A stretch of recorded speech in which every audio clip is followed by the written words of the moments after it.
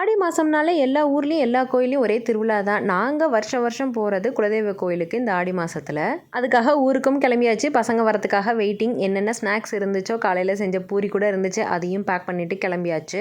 எனக்கு கம்ஃபர்ட்டாக இருக்கணுங்கிறதுக்காக neck pillow எடுத்தால் என் குட்டி வாண்டா அதை எடுத்துகிட்டு மாட்டிட்டு வேடிக்கை பார்த்துட்டே வந்துச்சு. சாயங்காலம் கிளம்புற நேரம் கிளைமேட் கொஞ்சம் நல்லா இருந்ததுனால தப்பிச்சோங்கிற ஃபீலோடு தான் கிளம்புனோம்.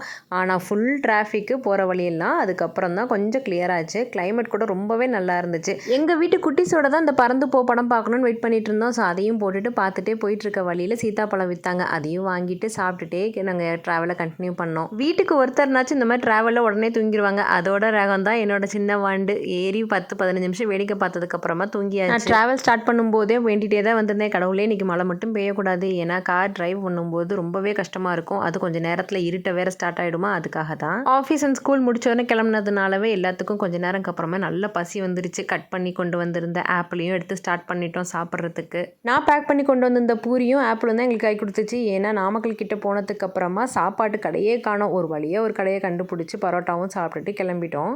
முன்னாடிக்கு இப்போ நாமக்கல் ரோடு ரொம்பவே சூப்பராக இருக்குது. ஆனால் எப்பொழுதும் போல் அதே கும்மிருட்டோட தான் போயிட்டு இருந்தோம். யூஸ்வலாக இந்த ரோட்டில் போகும்பொழுது நான் ஹஸ்பண்டை லைட் ஆஃப் பண்ண சொல்லிட்டு பார்ப்பேன். ஒரு இடத்துல கூட வெளிச்சம் இருக்காது.